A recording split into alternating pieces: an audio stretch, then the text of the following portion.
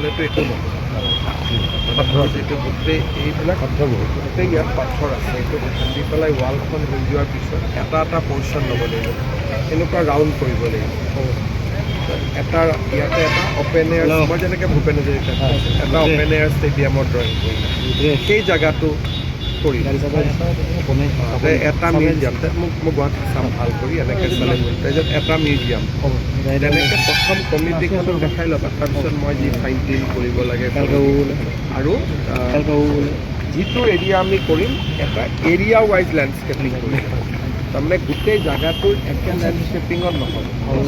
ধৰা এই জেগাত অপেন এয়াৰ ষ্টেডিয়ামখন মানে অপেন এয়াৰ থিয়েটাৰটো তাৰ লেণ্ডস্কেপিং হ'ব কালাৰ্ড পেপাৰ ব্লক বা গ্ৰাছ এনেকৈ এইফালে হ'ব মিউজিয়ামটো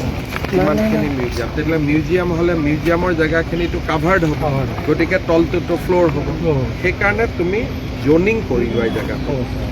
ইয়াত আমাৰ 10 বিঘা মাটি আছে পাহাৰটোতো আমি নোচোঁ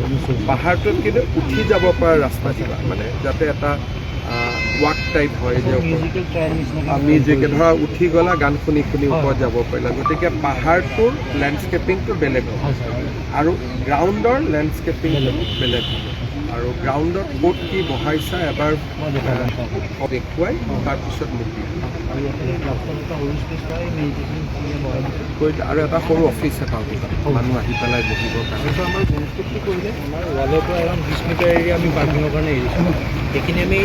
আৰু তপন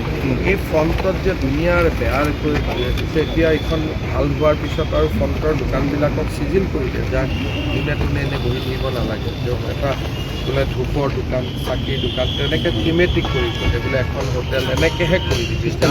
ছিষ্টেমেটিক নকৰি যোনে তোনে যি টি বহি থাকিলে এখন মানে তেতিয়ালৈকেতো মানুহৰ এট্ৰেকশ্যন লাগে ঠিক আছে তুমি এবাৰ শ্মশানখন ইয়াৰ লগত যোৱাচোন সদায় কৰি থাকি তই যোৱাচোন শ্মশানখনত কি পইচা দিব লাগে মই দিম কৰি